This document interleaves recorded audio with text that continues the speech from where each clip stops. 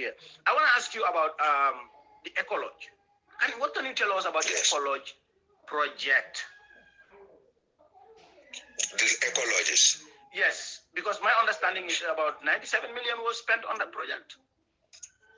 Yeah, actually, government that issue too came before the National Assembly, and I think it was before the Public Petition Commission, where the GT board staff has written a petition to the Public Petition Committee of the National Assembly, led by Suebi Ture, that 5 ecologists should have built by the government.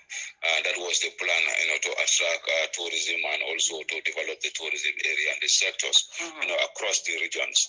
So, but according to them, 5 companies actually bid for this tendering. When it was tendered, 5 companies actually bid to be awarded the contract to do the construction. But according to their report, they indicated that there was not fairness in the whole process.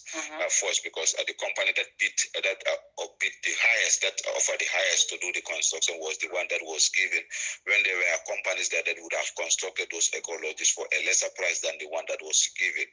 And their allegation is that there are corruption, nepotism was there, and also there are some ministers interfering into the activities of the GT board in other issues, and allegations were labeled at Ahmad that he was receiving some kickbacks from these people to award them contract, and the whole process doesn't follow the requirements of the law. So they actually bring this national issue to the national, and the money involved, they said it cannot be justifiable. So these were some of the issues that they raised.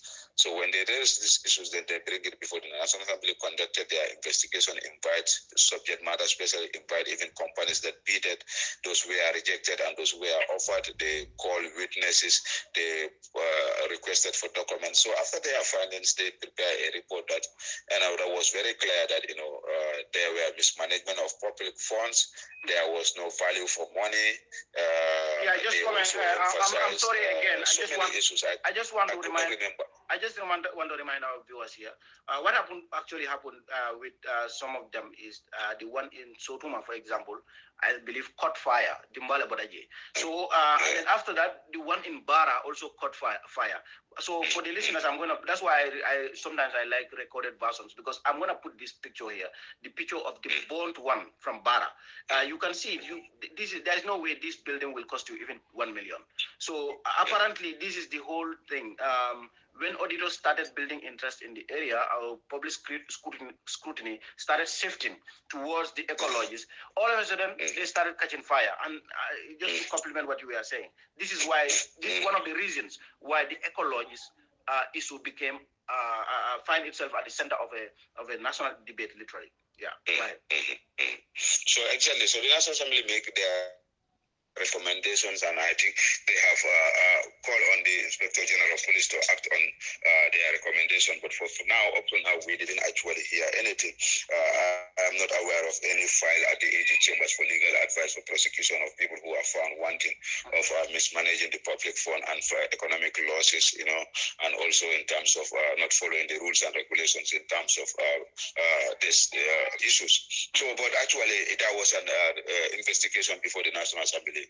The committee actually did a thorough investigation, and those reports are out. And I could see so many activists are even raising issues. I could see last week, I see Mali Jobad and others were raising issues, how far with those things up to now. And you could see that's why some National Assembly members are even questioning whether the Inspector General of Police, even all these things, he will act on that, because there were so many issues that came before the National Assembly and recommendation from the COVID-19 funds. There was an investigation about that, and people were found mismanaging the public funds. But up to today, we didn't hear anybody's been prosecuted.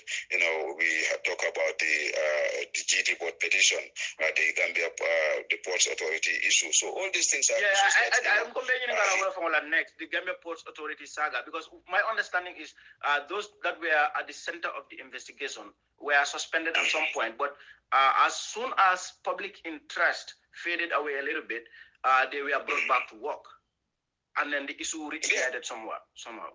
Yeah, actually, like you said, just yesterday I saw them coming with a press release saying that this matter is already on the table of the AG Chambers for legal advice. But when was this report was finished? It's almost, we are counting 6 to 4 months after the report was actually these people finished their reports and they send it to the Inspector General of Police, and they review it and feel like their legal department or Prosecution Department, Senator AG Chambers for legal advice, because already it is very clear. But like you said, I have known people that are even left the jurisdiction of this country who are actually found to be part of the people who actually cause this economic loss to the country. So you mean, let's simplify this area a little bit. So you mean some of the people who were accused of embezzlement at the port, some of them might have fled the jurisdiction of the Gambia, right? Absolutely. Since they were put on administration leave, I know two people that are not actually presently in this country. They already left. So you will see that there was no safeguard in regards to, make sure that those people don't leave the jurisdiction. The investigation was not taken seriously, because if it was taken seriously, their travel they would have been incapacitated somehow. Absolutely. That's what I'm saying. They could have restricted them not to leave the jurisdiction pending the determination of the investigation or pending the final conclusion. That's what you even in normal police cases, when somebody is accused of a crime. Protesters do have their passports seized by the state. They normally seize passports, travel passports of protesters. That's what I'm saying. Your travel documents will be seized, and maybe you will be called. But this is unfortunately that's not happening. Like even presently, I could remember there's this issue that I'm also investigating about. The seat project, that's the under the Ministry of Health, where 14 Toyota Parados similar to the National Assembly members were procured. But if you find out that the auditors, I have that audit report with me, that's very clear that auditors report clearly stated that there was mismanagement of public funds, because a situation where a Toyota Parado is costing $3.5 million.